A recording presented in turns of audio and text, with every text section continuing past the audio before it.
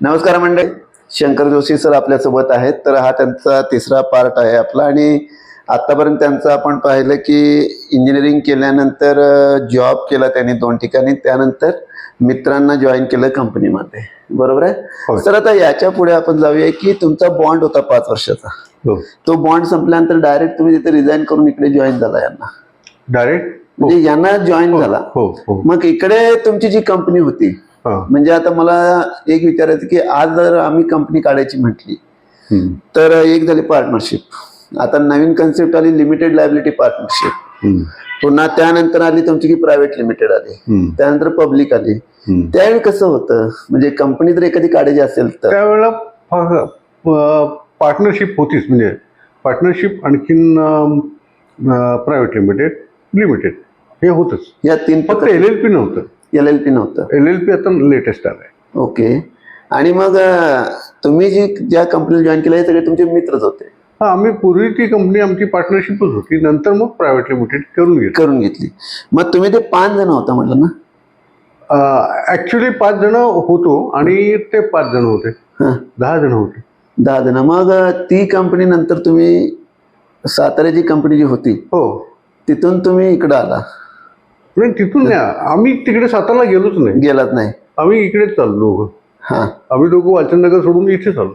मग इकडे तुमची स्पॅवी कंपनी, तुमच्या 5 जणांच्या नावावरून फाईन स्पॅवी मधल्या स्पॅवीची आम्ही तुम्ही. आणि तिकडची फाईन होती ना? तिकडे फाईन एक होती, त्या फाईन मधले ती 5 जण होते. त्यांच्यापैकी देशपांडे आणि मिराशी हे दोघं इकडे आले. म्हणजे नंतर कालांतराने त्या कंपनीत होतेच, पण 2 इकडे बघायचे ते दोघं. जसे आमच्या 5 पैकी 3 तिकडे बघायचे आणि स्पॅवीला बघायचे आणि दोघं आम्ही इकडे बघायचे. तसं ते फाईन मधले जे होते 5 जण, त्यातले 2 जण देशपांडे आणि मिराशी इकडे बघायचे, बाकीचे 3 त्यांची कंपनी बघायची. ओके. म्हणजे या 2 कंपन्या सुरू झाल्या. मग आता मला तुम्हाला तर विचारायचं आहे की 1991 ला आपलं ग्लोबलायझेशन झालं, म्हणजे मार्केट ओपन झालं. त्याच्या आधी तुम्ही 1983 ला कंपनी सुरू केला. मग त्यावेळी कंपनी सुरू करताना, म्हणजे आज कसं आहे आपल्याला शॉप ऍक्ट घ्या, त्यानंतर कंपनीचा MSME नंबर काढावा लागतो, म्हणजे मीडियम स्मॉल स्केल काय असेल त्याच्यावरून नंबर काढावा लागतोय. त्यानंतर त्याचं वेगळं पॅन कार्ड आलं, त्यानंतर बँक अकाउंट आलं. त्यावेळी कसं होतं जर कंपनी सुरू करायची म्हटली? त्यावेळी काय होतं की आमचं MIDC मध्ये होतं आणि MIDC हे टोटली सेपरेट होतं, ते कुठल्या नगर परिषदेच्यात नव्हतं. नंतर ते त्यांनी अटॅच केलं, त्यामुळं त्याला महापालिकेचं शॉप ऍक्ट काय लागायचं नाही. ओके. तर इंडस्ट्रीज उद्योग ह्याच्यामध्ये एकदा तुम्ही त्यात रजिस्ट्रेशन केलं की झालं, मग तुम्ही कंपनी सुरू करू शकता, तुम्ही कंपनी चालू करू शकता. पण ग्लोबलायझेशन नव्हतं, म्हणजे कंट्रोल्ड होतं म्हणजे काय मार्केट त्यावेळी? होय, मार्केट कंट्रोल्ड होतं म्हणण्यापेक्षा त्यावेळेला धंदा करणं जरा खूप अवघड होतं. कारण काय, म्हणजे कसं? बेसिकली ट्रेड फ्री नव्हता. त्यामुळं काही तुम्ही कुठलीही गोष्ट डेव्हलप काही करायची झाली तर 100% गोष्टी काही तुम्ही तुमच्या घरात असू शकत नाही, बनवू शकत नाही. तुम्हाला काही गोष्टी इम्पोर्ट कराव्या लागतात. हायटेक काही आयटम बनवायचे आहेत, काही करायचं झालं तर काही गोष्टी तुम्हाला इम्पोर्ट कराव्या लागतात. मग त्यावेळेला इम्पोर्ट करणं ही प्रोसिजर एवढी अवघड होती, रादर ती इम्पोर्टला परमिशनच मिळाली नाही. आले तर भयंकर टॅक्सेस, मग ते परवडायचंही नाही. काही डिफेक्टिव्ह आलं तर ते रिटर्न करणंच अवघड. ओके. हे सगळं इम्पोर्टला प्रचंड रिस्ट्रिक्शन असल्यामुळं इम्पोर्टेड गोष्टी वापरून काही डेव्हलप करणं शक्यच नव्हतं. फार अवघड. आणि ते येणार कधी? काहीच नाही. आणि आल्यानंतर ते क्लिअरन्स करणं पण एक मोठं काम, ते मोठंच काम होतं. आणि त्यावेळेला म्हणजे काय आहे की आता इज ऑफ डुईंग बिझनेस ज्याला म्हणतात, की जे आत्ता आहे बरेच अंश आहे, ते त्यावेळेला नव्हतं. अजिबात नव्हतं. म्हणजे कसं, आता एक तुम्ही सांगितलं की इम्पोर्टेड काही पार्ट असेल त्याच्यावर बेस ठेवून आपण जर कंपनी करायची म्हणलं तर जोक नव्हता, तुम्ही बिझनेस करू शकत नव्हता. दुसरी गोष्ट कोणती तशी? दुसरी गोष्ट खोळ्यासारखे टॅक्सेस होते. आता ऑक्ट्राला इतका त्रास व्हायचा लोकांना, आम्ही MIDCत असलो, मला अकरा नसला तरी आम्हाला जाताना किंवा येताना ते हे क्रॉस करायला लागायचे लिमिट्स. प्रत्येक वेळा ते अडवणार, प्रत्येक वेळा पैसे द्यायलाच पाहिजे तरच जाणार गाडी, नाही तर नाही. आणि ते पण लगेच झालं असं नाहीये, नाही. लाईन लागलेली होय असायची. होय. आणि काय व्हायचं नंतर ते अकरामध्ये आल्यानंतर सुद्धा, अकरामध्ये आल्यानंतर सुद्धा आमची काही इक्विपमेंट्स आहेत, डायनामीटर्स म्हणतो आम्ही त्याला, ती कॅलिब्रेशनला न्यायला लागायचे. मशीनचे कॅलिब्रेशन करता ते घेऊन जायला लागायचे. मग आता हे घेऊन जाताना प्रत्येक वेळा परत आणताना ते म्हणणार अकरा हे करा, नाही आमचं 20 ते पावते दाखवा. आता 20-30 वर्षाचे इक्विपमेंटचे पावते कुठनं दाखवणार आम्ही? आणि उद्या हे याच कशावरनं म्हटलं तर काय करणार? पण दुसरं काय नसायचं, पैसे पाहिजे. पैसे द्या मग सगळं जायचं, चालायचं. म्हणजे ते ऑक्टर म्हणजे तो नियमच होता, त्यामुळे त्यांना तो फॉलो करायला लागायचा. हे झालं. पुन्हा दुसरी गोष्ट कंटेंट होतं, म्हणजे आता रॉ मटेरियल मिळालं देखील काही असं प्रॉब्लेम असायचा का? जेव्हा रॉ मटेरियल तुम्हाला एवढाच मिळणार असं का? होय होय. रॉ मटेरियल सुद्धा आता जी आम्हाला रॉ मटेरियल मध्ये काय असतंय, बऱ्याच क्वालिटीज असतात, व्हरायटी खूप असते आणि डिझायनरला फ्री हँड असायला लागतो कुठल्या ह्याचं. पूर्वी आपल्याकडं त्या व्हरायटी नसायच्या, मिळायच्याच नाहीत. जे काही ठराविक हे इंडियात तयार होतात त्यावेळी, इंडियात जे तयार होतात अलॉय स्टील वगैरे, तेच. इम्पोर्टेड कुठलं अलॉय स्टील आणून वापरायचं करायचं शक्यच नाही. आता काय झालंय, इंडियातच बरंचसं तयार होतं. म्हणजे आता 80% तयार होते, 20% इम्पोर्ट होत. त्यावेळेला 20% तयार व्हायचं, 80% इम्पोर्ट लागायचं अलॉय स्टील. आणि मग ते अवघड व्हायचं आणायचं सगळं. म्हणजे रॉ मटेरियल मिळालं तुम्हाला इश्यू, रिस्ट्रिक्शन. दुसरी गोष्ट, पैसे ट्रान्सफर करायचे किंवा काय, त्यावेळी पण चेक नंतर कन्सेप्ट आली होती का? 83ला चेक आली, चेकच होतं. मग त्यावेळी पण असं होतं का बाबा तुम्ही एका दिवसात एवढेच ट्रान्सफर करू शकताय, किंवा त्याला काही लिमिट होतं का तसं? असं काय नाही, तसं काही नव्हतं. म्हणजे जो काही अमाऊंट असेल ते असेल तसं काय नाही, म्हणजे तेवढा काही विषय नव्हता. नाही म्हणजे मी तुमच्याशी चर्चा काय करतोय की बाबा ग्लोबलायझेशन नंतर जे ओपन झालं, मार्केट कॉम्पिटेटिव्ह झालं, आणि त्याच्या आधी काय काय वेगवेगळं होतं तुम्हाला? त्यावेळेला धंदा करणं फार अवघड होतं, कारण तेव्हा इन्स्पेक्टर राज होतं. आज ते नाहीये. आज त्यांनी एक मोदी गव्हर्नमेंटने चांगली गोष्ट केली आहे की त्यांनी ह्या सगळ्या इन्स्पेक्टर लोकांना सांगितलंय की तुम्ही असं कुणाला धडदिशी जाऊन व्हिजिट द्यायची नाही. तुम्ही जाताना तुमच्या वहीत नोंद करून द्यायची, कुणाकडे जाताय, कुणाला व्हिजिट करताय, कुठल्या युनिटला आणि कशा करता करताय, आणि आल्यावर त्याचं काय झालं. मग आता त्यावेळी कसं होतं, म्हणजे ते त्यावेळी काय नाही, कधीही कोणी यायचं आणि पैसे मागायचे फक्त. नाहीतर तुम्हाला काही 100 गोष्टी सापडतात तुमच्या म्हणायचं, काहीतरी कारण काढायचं, सगळे पैसे घ्यायचे, सगळे A to Z सगळे यायचे. आणि त्यावेळेला एक्साईज होता मुख्य. एक्साईज होता. एक्साईजचा भयंकर त्रास व्हायचा. एक्साईज मिळालं, सेल टॅक्स मिळालं, ते C सर्टिफिकेट. आता ते एकच झालंय. पुन्हा ते 11वाले यायचे सारखे. साधे उदाहरण सांगतो, MSCBचे सुद्धा लोक इतके त्रास द्यायचे. त्यावेळेला MSCBचं काय कन्सेप्ट होता माहित आहे, तुमचा कनेक्टेड लोड. तुम्हाला परमिशन असायची ती कनेक्टेड लोडची असायची. 100 kW असेल तर 100 kW कनेक्टेड लोड. तुम्ही यूज काय करताय काय संबंध नाही, कनेक्टेड लोड 100 पाहिजे. आता तसं होतच नाही हो, कारण बरेचशा मशीन्स आयडल असतात, त्यावेळेला वापरायचे असतात, लागेल तेव्हा. आज ते 25 HP मोटर असते त्यावर, पण ते काय रोज वापरतो का भाई? सारखं 24 वापर असतं का? ते नाही ना. तुम्ही मीटरला घाला, रेडिंग, करंटला लिमिट घाला, किती वापरतोय आम्ही, टोटल HP पॉवर कन्झम्पशन किती झालं त्याला लिमिट घाला. आमच्याकडे इन्स्टॉल्ड मोटर किती आहेत त्याला लिमिट घालून काय उपयोग? बरोबर आहे.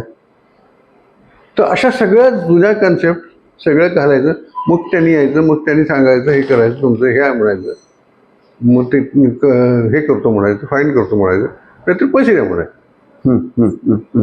असा प्रकार होता. आणि साधं तिसरं सांगतो मला, आता ते वजन माप काटे, वेईंग मशीन जे असतात त्याचे इन्स्पेक्टर तो यायचा, काढा तुमच्याकडचे सगळे काटे काढा, कुठं आहे कॅल्क्युलेशन केलं का ते दाखवा, त्याचे सर्टिफिकेट दाखवा. नसेल तर ते कॅल्क्युलेशन करणारा शेजार बरोबर घेऊन द्या, ह्याच्याकडनं करून घ्या. त्यावेळेला 700 रुपये 800 रुपये पावती पडा. मग तो काय नॉमिनल वजन टाकून बघायचं, सर्टिफिकेट घेऊन द्यायचं, घ्या 800 रुपये. त्यातले तू किती घेतोय, इन्स्पेक्टर किती घेतोय, इन्स्पेक्टरला घेऊनच यायचं. आम्ही किती वेळा सांगितलं की बाबा की हा जो कायदा आहे तुमचा आम्हाला लागू होत नाही. का लागू होत नाही?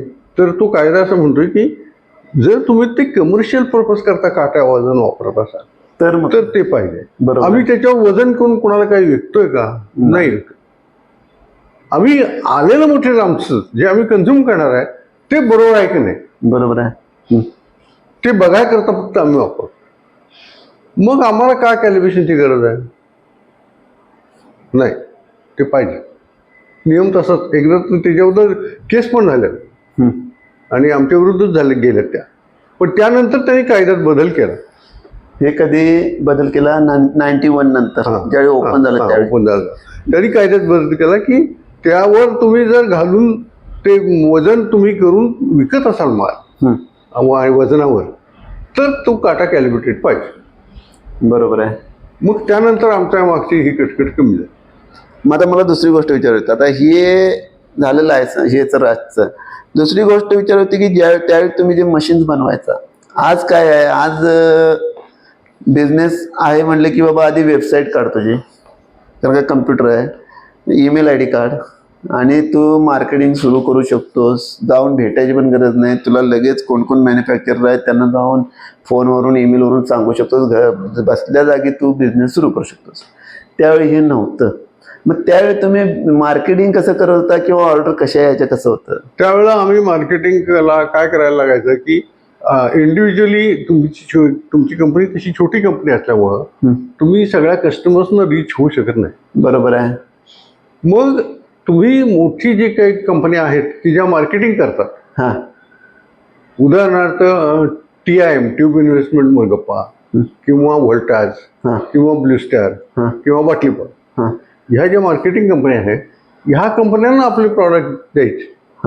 त्यांनी तुमचं मार्केटिंगची रिस्पॉन्सिबिलिटी घ्यायची सोल डिस्ट्रीब्युटर म्हणून आणि मग त्यांच्या थ्रू विकायचं.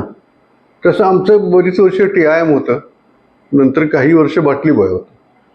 म्हणजे तुम्ही त्यांना अप्रोच करायचे की बाबा हे आमचे मशीन्स आम्ही असे बनवले, याची कॅपॅसिटी हे आहे, तुम्ही सांगा. मग ते स्पेशल त्यासाठी मार्केटिंग करायचे, म्हणजे स्पेशली तुमच्या मशीनसाठी ते मार्केटिंग करायचे. त्यांनी टेस्टिंग मशीनचे डिव्हिजन टाकायचे त्यांच्या ह्याच्यामध्ये आणि त्या डिव्हिजनला ते त्यांचं ऑर्गनायझेशन तिथं सेटअप करायचं. मग आता इन जनरल आता बाटलीच तुम्ही आता TIM ला दिलं म्हणला किंवा बॉटली बॉयला दिलं, मग तुम्ही त्यांना अप्रोच केल्यानंतर मग ते तुम्हाला सांगणार का की मंथली आम्ही तुमच्याकडे एवढे घेणार, आम्ही मार्केटिंग करतोय, तुमच्यासाठी स्पेशली एवढी माणसं आम्ही ते नेगोशिएट करून आम्ही पर्सेंटेज ठरायचं त्याचं. म्हणजे मशीन मंथली फिक्स नसायचं, that is percentage of the what ever machine sold. आणि मग काय करायचे, ते सर्व्हिस इंजिनियर पण अपॉइंट करायचे त्यांच्याकडे आणि सर्व्हिसिंग करायचे मशीन्सचं.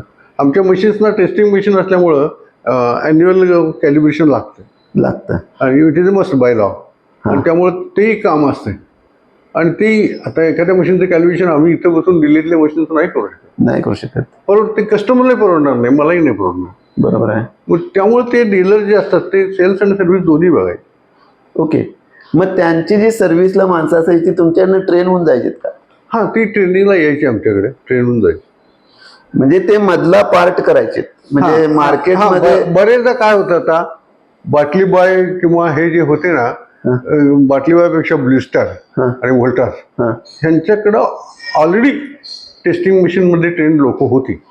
इम्पोर्टेड मशीन आणायचे आणि इम्पोर्टेड मशीन ती इन्स्टॉल करायचे, कमिशनिंग करायचे आणि ट्रेनिंग त्याचे लोक असायचे. मग ते त्यांच्या हाताखाली लोक देऊन ते ट्रेन करून घ्यायचे. त्यातनं आमच्या मशीनमध्ये काहीतरी निराळ असतं, हे असतं, त्यामुळे इथं येऊन ते थोडं रिफ्रेश करून घे. म्हणजे मग आता असं म्हणूया का किंवा तुम्ही मॅन्युफॅक्चरर आहात आणि कस्टमर, दोघांच्यातला दुवा म्हणून ह्या कंपन्या करायच्यात का? हो, बरोबर आहे ना. म्हणजे आता तुम्ही इक्विपमेंट बनवला, आता तुमची मशीन सुरूच आहेत, एखादं नवीन मशीन बनवलं तरी तुम्ही त्यांना सांगणार आता आमची रेंज आलेली आहे, मग ते सगळ्यांना सांगणार. ते सजेस्ट पण करायचे आम्हाला की ह्याला चांगला डिमांड आहे, तुम्ही हे डेव्हलपमेंटला घ्या, असं सांगायचं. बर, एक झालं. आता दुसरी गोष्ट, त्यावेळी तुम्ही म्हटल्याप्रमाणे ऑक्ट्रा होता एक्साईज होतं आणि sale tax, central sale tax आणि गव्हर्नमेंट हे महाराष्ट्र गव्हर्नमेंटचा स्टेट टॅक्स. नाही, सेल टॅक्स एकच होता, सेल टॅक्स दोन नव्हते का, एकच होता. Sale tax. मग आता सेंट्रल गव्हर्नमेंट एक्साईज जो होता तो सगळा सेंट्रल गव्हर्नमेंटचा होता. सेंट्रल गव्हर्नमेंटचा, बरोबर. सेल टॅक्स होता तो महाराष्ट्र गव्हर्नमेंटचा होता. आणि काय असायचं की त्या पॉलिसीज तशाच चुकीच्याच होत्या. आता एक्साईज जे होतं ना, हे ठराविक टर्नओव्हरच्या वर जे युनिट जातील त्यांना एक्साईज. हा, बरोबर आहे, असं होत. आलं. आता एक्साईजचा जो काय मॉडरेट मिळायचा तो ठराविक लोकांना जे एक्साईज भरतात त्यांनाच मिळायचा. आता काय व्हायचं की आमची टेस्टिंग मशीन जी आहेत यातली त्यावेळेला बरीचशी लागायची ती इंजिनिअरिंग कॉलेजेसना लागायची. कारण त्यावेळेला पीक असं होतं की महाराष्ट्रात काय भारतात जोरानं प्रायव्हेट कॉलेजेस यायला लागली होती. सारखी कॉलेज, दर याला शेकडो कॉलेजेस निघायची दरवर्षी, आणि त्या सगळ्यांना टेस्टिंग मशीन लागायची, प्रॅक्टिकल लागायची. मग आता ह्या लोकांना टेस्टिंग मशीन द्यायची तर त्यांना ते एक्साईज, आमचं टर्नओव्हर जर जास्त असेल तर त्यांना एक्साईज लावून द्यायला पाहिजे. ते एक्साईज त्यांना मॉडरेट मिळत नाही. मग ती किंमत 20% वाढली की वाढली, कोण घेणार? बरोबर आहे. मग आम्ही लोकांनी काय करायचं, निराळी कंपनी काढली. म्हणजे म्हणून या 5-6 कंपन्या ज्या झाल्या होत्या की आता नंतर आम्ही जे बंद केल्या, मेटा टेस्ट, फासने, आणखीन अशा बऱ्याच कंपन्या, 5-6 कंपन्या आम्ही त्याकरता काढल्या. एक प्रॉडक्ट एका कंपनीनं, दुसऱ्या तिसऱ्या कंपनीनं. का तर ते टर्नओव्हर लिमिटमध्ये राहावं आणि त्या कॉलेजेसना विदाऊट एक्साईज देता यावं. कारण त्यांना एक्साईज चुकीच्या पॉलिसीचा सगळ्यात असा तोटा व्हायचा. बरोबर आहे. आणि दुसरी गोष्ट असं होतं, आता मला दुसरं विचारायचं आहे की आता आपण ITR फाईल वगैरे करतोय, दरवर्षी रिपोर्ट वगैरे फाईल करतोय, त्यावेळी तसं होतं का? म्हणजे त्यावेळेला मॅन्युअलीच करायचे, सगळं मॅन्युअली करायचं, सीए सबमिट करायचे आणि मग पुढे जायचं. मग त्यावेळी म्हणजे करायचे खरं, म्हणजे दरवर्षी बाबा एवढा यांचा हे झालेला आहे ते करायचं, रिटर्न रिपोर्ट द्यायचे, ते व्हायचं. त्यानंतर रिपोर्ट द्यायचा, टॅक्स भरायचा, सगळं व्हायचं. म्हणजे आपली बॅलन्स शीट सगळी ह्याच्यावर बनायची, ते सगळे बनायचं. ह्याच्यामध्ये पैसे ट्रान्झॅक्शन फार व्हायचं. आता काय होतंय, त्या इन्कम टॅक्सच्या ह्याच्यामध्ये पैसे कुठे येत नाही, कारण ते जाते डायरेक्ट बेंगलोरलाच जाते आणि तिथनंच होते. इथं तसं असायचं नाही. तिथं तू इन्कम टॅक्सचा रिफंड जर घेऊन आला तर ती रिफंडची नोटीस तू माणूस त्यांचा तू घेऊन यायचा, त्याला पैसे दिल्याशिवाय ती नोटीस हातात द्यायची नाही. म्हणजे त्यांना माहित असतं याला पैसे मिळणार आहेत असंच. आणि बाकीचं सुद्धा इथलंच असल्यामुळं मग ते वकील सुद्धा आमचे सांगायचे की त्या साहेबाला एवढे पैसे द्यायला पाहिजेत, मग तो ते ऍक्सेप्ट करतोय.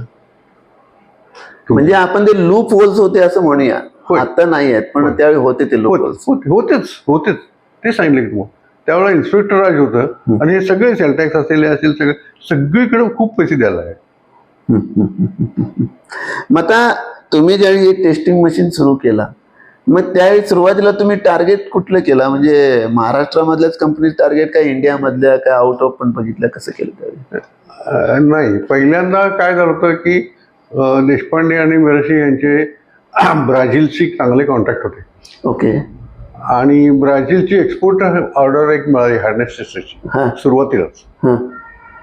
मग त्यामुळे ते चालू झालं, ते पहिलं एक्सपोर्ट पासून चालू झालं. मग थोडं तर महाराष्ट्रात, मग इंडियात. म्हणजे जसे शेवटी काय झालं की आम्ही जे डीलर्स नेमले त्यांची ऑफिसेस होती ऑल ओव्हर इंडिया, म्हणजे ऍटलिस्ट मेजर सिटीजमध्ये बॉम्बे, पुणे, कर्नाटक, बॉम्बे, पुणे, दिल्ली आणि कलकत्ता अशी ऑफिसेस होतीच. त्यामुळे मग ते सगळे ऑल ओव्हर इंडिया द्यायचे.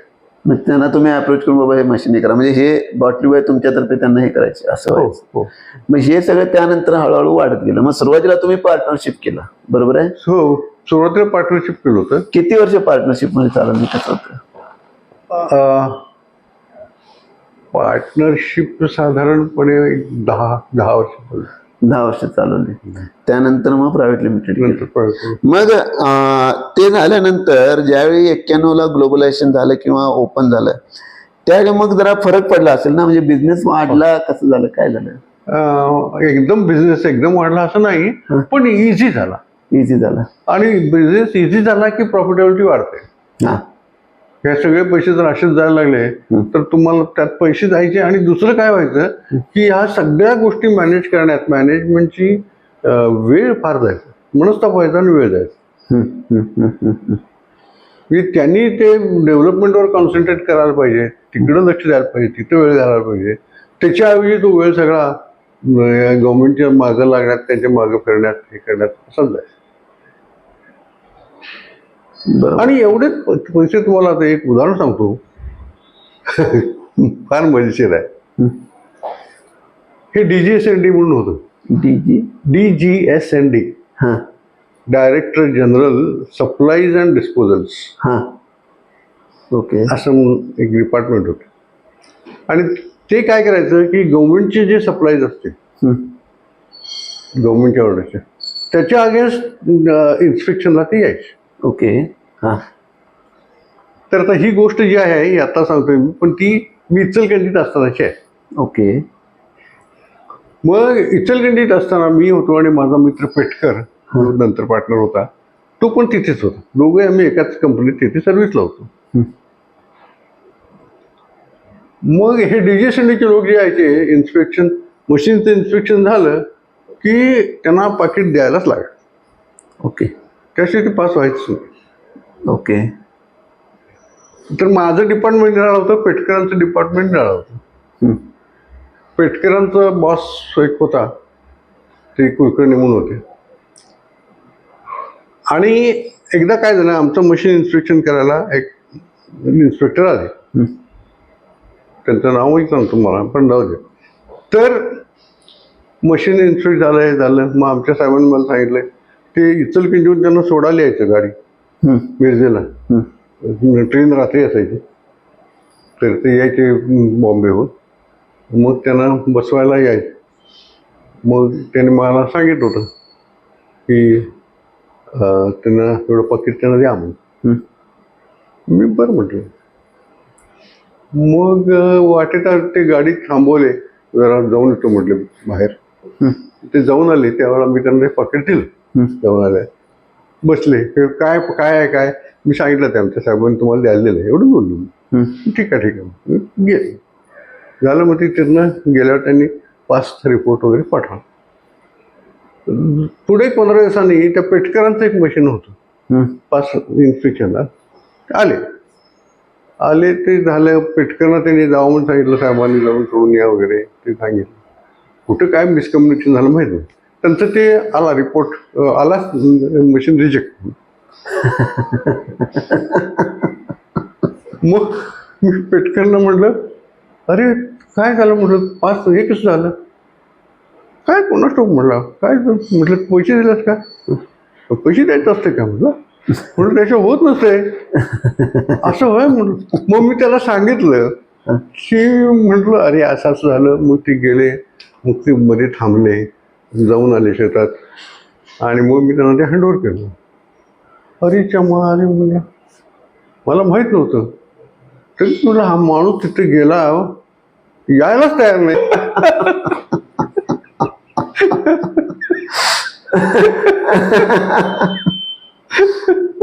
नाही म्हणजे त्यावेळी ते सगळे लूप होल्स म्हणे आपण होते, म्हणजे त्यावेळी मग ते त्यांनी सांगून तिथून ते पैसे पोच गेले. मग ते 5चा रिपोर्ट.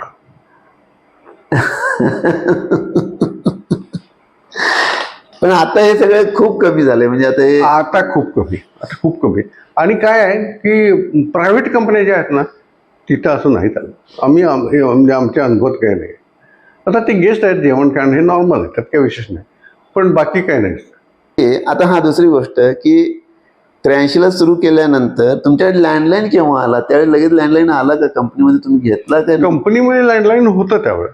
होतं ना, म्हणजे मग ते कंपनीमध्ये म्हणजे ते म्हणजे मुश्किलीने मिळायचा, पण मिळायचा, एक तरी मिळायचा.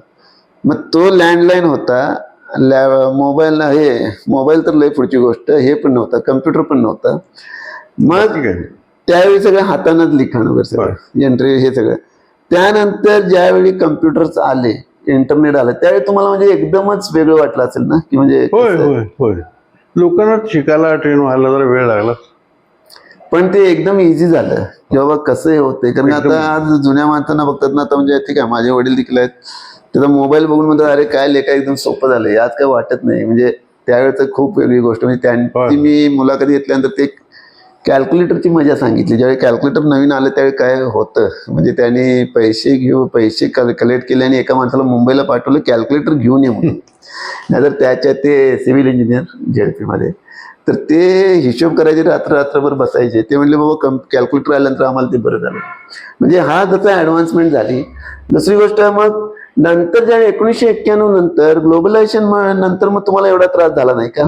मशीन. आणि काय होतं आणखीन एक सांगतो मी, त्यावेळेला कसं होतं, प्रत्येक स्टेटमध्ये टॅक्सेस निराळे होते. एकाच गुड्सवर प्रत्येक स्टेटचे टॅक्स निराळे होते. कोणाचा 5%, कोणाचा 10%. त्यामुळे एक गुड काहीतरी तिथं स्वस्त इथं महाग, असं फार होतं. आता टीव्ही जेव्हा आले त्यावेळेला कर्नाटकात त्याच्यावर ड्युटी फार कमी होती, निम्मी होती महाराष्ट्रात, आणि महाराष्ट्रात डबल होती. मग सगळे लोक काय करायचे, पत्ता द्यायचे तिथला कुठला तरी खुर्चीचा आहे त्याचा पत्ता द्यायचे आणि ते बेळगावून टीव्ही घेऊन यायचे, महाराष्ट्रात आणायचे. मग काही वेळा ते बाँड्रीला पकडायचे. सगळं चालायचं, असंच चालायचं.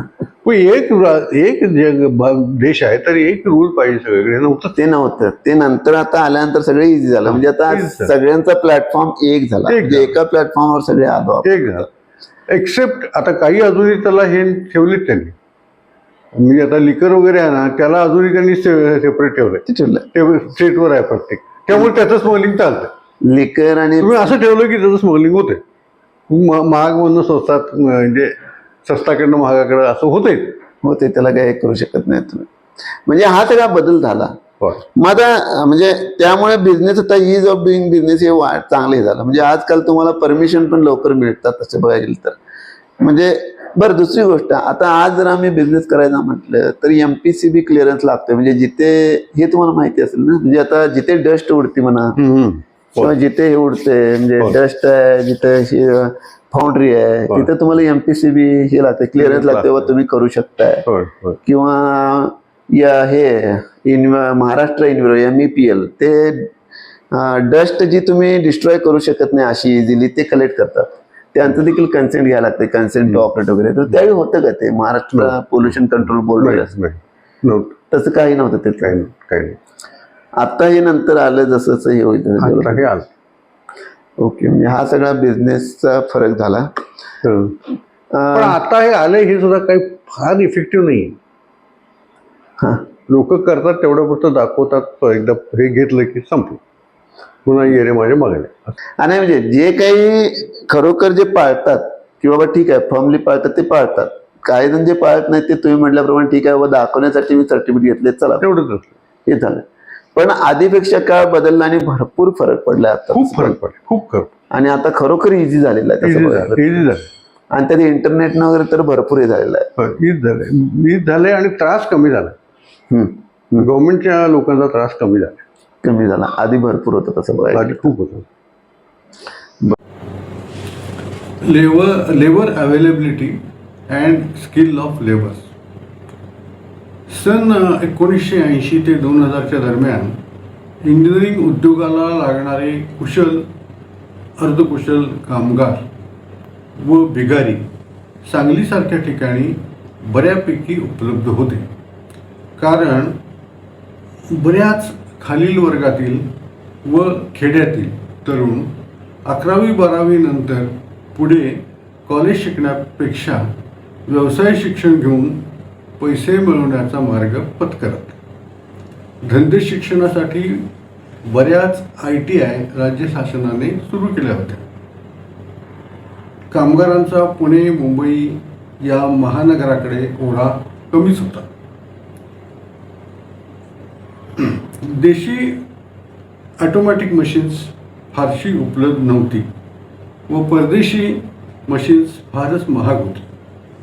त्यामुळे आमच्यासारख्या स्मॉल स्केल इंडस्ट्रीमध्ये व्हरायटी खूप असे, पण प्रोडक्शन क्वांटिटी कमीच असे. त्यामुळे कोणत्याही प्रिसिजन कामासाठी आम्हाला स्किलची गरज पडत असे व आम्ही ते डेव्हलप करून घेत असो. इंजिनिअरिंग कॉलेजेसपेक्षा पॉलिटेक्निक्स बरीच होती. त्यामुळे डिप्लोमा झालेली मुले सहज मिळत असत. डिग्रीवाल्यांचा ओढा सरकारी नोकरी, MSAB किंवा मोठ्या कंपन्या यांच्याकडे असायचा. कायमचे कामगार हे पगाराव्यतिरिक्त overtime, provident fund, ESI, bonus, पगारी रजा, ग्रॅच्युटी वगैरे बऱ्याच बेनिफिट त्यांना मिळायचे. बऱ्याच कारखान्यांमध्ये सर्व लोकांना पूर्ण वेळ सतत देण्याएवढे काम असत नसे. उदाहरणार्थ फाउंड्री उद्योग, शुगर मिल, अन्न प्रक्रिया उद्योग. अशा वेळी त्या दिवसापुरते अर्धशिक्षित किंवा बिगारी मजूर कॉन्ट्रॅक्ट लेबर म्हणून कामावर घेतले जात असे. गरजेप्रमाणे कॉन्ट्रॅक्ट लेबर पुरवणारे पुरवठादार असत व ते मागणीप्रमाणे पुरवत. त्यांचे पेमेंट कॉन्ट्रॅक्टरलाच केले जाईल. ओळखींच्या माध्यमातून किंवा पेपरमध्ये जाहिरात देऊन किंवा ITI व डिप्लोमा कॉलेजेसमधून त्यांना कॉन्टॅक्ट करून किंवा उद्योग भवनच्या कामगार विभागामार्फत अर्ज मागवून मुलाखती घेऊन नंतर आम्ही लोक सिलेक्ट करत असतो. साधारणपणे वर्कशॉप सकाळी 8 ते 12 व 12:30 ते 4:30 असे आणि ऑफिस टायमिंग साधारण सकाळी 9:30 ते 1:30 आणि 2 ते 6 याप्रमाणे असे. त्या काळी कामगार युनियनचे बरेच प्रस्थ होते. कम्युनिस्ट पार्टी ऑफ इंडियाशी संलग्न लाल बावटा व इतर युनियन कार्यरत होत्या. त्या काळी बँकिंग क्षेत्र आजच्यासारखे विस्तारलेले नव्हते. मोजक्याच नॅशनलाइज्ड खाजगी व कोऑपरेटिव्ह बँका होत्या. फंड अवेलेबिलिटी तशी कमीच असायची आणि व्याजाचे दर जास्तच होते. आमचा टेस्टिंग मशीन हा प्रॉडक्ट इम्पोर्ट सबस्टिट्यूट होता व भारतात फक्त 2-4 कंपन्याच तो करीत. त्यामुळे मार्केटमध्ये आमचा सहज शिरकाव झाला. शिवाय आमची डिझाईन्स इतरांपेक्षा चांगली व वेगळी होती. त्यामुळे त्याचा आम्हाला बराच फायदा पण झाला. पूर्वी ब्रिटिश राजवटीमुळे बरेच उत्पादक BS स्टँडर्ड वापरत. स्वातंत्र्यानंतर हळूहळू IS वापरणे सुरू झाले. पण परदेशी कंपन्या भारतात आल्यामुळे किंवा परदेशी एक्सपोर्टमुळे निरनिराळ्या देशांची स्टँडर्ड्स वापरली जाऊ लागली. जसे ASTM स्टँडर्ड किंवा जॅपनीज JIS स्टँडर्ड किंवा जर्मनी DIN स्टँडर्ड वगैरे. पण त्यानंतर सर्व देशांचे मिळून एकच कॉमन ISO स्टँडर्ड अस्तित्वात आले. पूर्वी कस्टमरला फारसा चॉईस नव्हता. कंपन्या व प्रॉडक्ट रेंज दोन्ही फारच लिमिटेड होते. त्यामुळे बऱ्याच कंपन्यांची मोनोपोलीच होती. उदाहरणार्थ ॲम्बेसडर व फियाट या 2च 4-चाकी कंपन्यांची व वेस्पा बजाजची व लॅम्ब्रेटा या 2-चाकी कंपन्यांची मक्तेदारी होती. 2-2 वर्षाची वेटिंग लिस्ट होती. त्यामुळे क्वालिटी व प्रॉडक्ट इम्प्रूव्हमेंटकडे या कंपन्यांचं लक्षच नव्हतं. सरकारकडून इतर कंपन्यांना परवानगी मिळत नव्हती. यांना पहिला शह मिळाला तो मारुती व हिरो होंडा या 2 कंपन्यांच्याकडून आणि मग मात्र मार्केट पळतच राहील. ट्रान्सपोर्ट फॅसिलिटी त्यावेळी फारच गैरसोयीची होती. फक्त टाटा, बेडफोर्ड आणि लेलँड हे 10 टनी ट्रक होते. मोठी वाहने, मोबाईल क्रेन्स वगैरे दिसत नव्हते. रस्ते फारच खराब होते. फार वेळ लागत असे.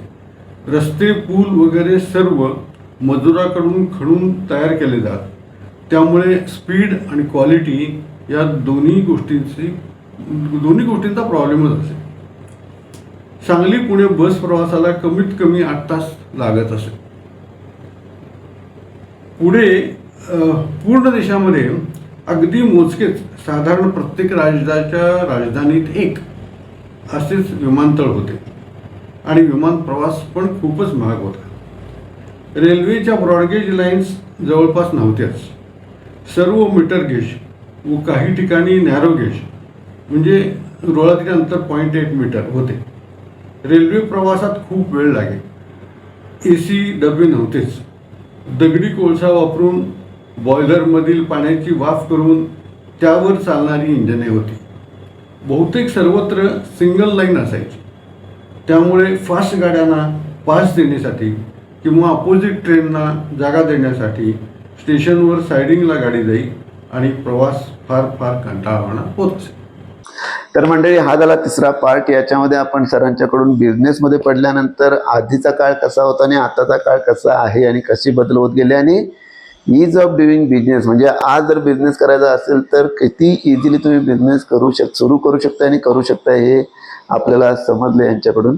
तर आता याच्या पुढच्या पार्टमध्ये आपण पुढची माहिती सरांच्याकडून घेऊ. तोपर्यंत नमस्कार.